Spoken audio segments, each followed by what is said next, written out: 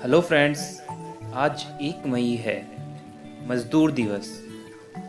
बाबा साहब अम्बेडकर के श्रमिक वर्ग के उत्थान से जुड़े अनेक पहलुओं को भारतीय इतिहासकारों और मज़दूर वर्ग के समर्थकों ने नज़रअंदाज किया है, जबकि बाबा साहब अम्बेडकर के कई प्रयास मजदूर आंदोलन और श्रमिक वर्ग के उत्थान हेतु प्रेरणा एवं मिसाल है।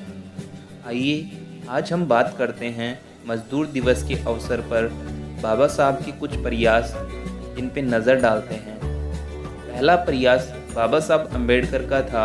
वायसराय के कार्यकारी परिषद के श्रम सदस्य थे। उन्हीं की वजह से फैक्ट्रियों में मजदूरों के 12 से 14 घंटे काम करने के नियम को बदलकर 8 घंटे किया गया था। दूसरा उनका जो ज़बरदस्त प्रयास था, बाबा साहब ने महिला श्रमिकों के लिए मातृत्व लाभ जैसे कानून बनाने की पहल की थी। उनका अगला प्रयास था, बाबा साहब अम्बेडकर ने 1936 में श्रमिक वर्ग के अधिकार और उत्थान हेतु इंडिपेंडेंट लेबर पार्टी की स्थापना की। इस पार्टी का घोषणा पत्र मजदूरों, किसानों, अनुसूचित जातियों और निम्न व मध्य वर्ग के अधिकारों की हिमायत करने वाला घोषणा पत्र था। अगला प्रयास बाबा साहब अम्बेडकर ने 1946 में श्रम सदस्य की हैसियत से केंद्रीय असेंबली में न्यूनतम मजदूरी निर्धारण संबंधी एक बिल पेश किया, जो 1948 में जाकर न्यूनतम मजदूरी कानून बना।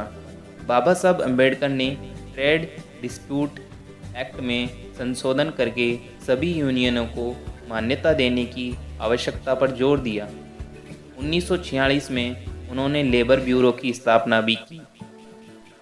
बाबा साहब अम्बेडकर का अगला प्रयास यह था कि बाबा साहब पहले व्यक्ति थे जिन्होंने मजदूरों की हड़ताल करने के अधिकार को स्वतंत्रता अधिकार माना और कहा कि मजदूरों को हड़ताल का अधिकार न देने का अर्थ है मजदूरों से उनकी इच्छा के विरुद्ध काम लेना, उन्हें गुलाम बना लेना।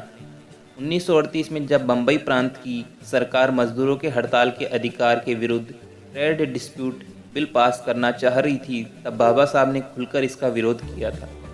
बाबा साहब अम्बेडकर ट्रेड यूनियन के प्रबल समर्थक थे। वह बाबा साहब भारत में ट्रेड यूनियन को बेहद ज़रूरी मानते थे। वह यह भी मानते थे कि भारत में ट्रेड यूनियन अपना मुख्य उद्देश्य खो चुका है। उनके अनुसार जब तक ट्रेड यूनियन सरकार पर कब्जा करने को अपना लक्ष्य नहीं बनाती, तब तक वह मजदूरों का भला कर पाने में अक्षम रहेगी और नेताओं की झगड़ेबाजी का अड्डा बना रहेगी। अगला प्रयास बाबा साहब का मानना था कि मजदूरों में 2 बड़े दुश्मन हैं, पहला ब्राह्मणवाद, दूसरा पूंजीवाद।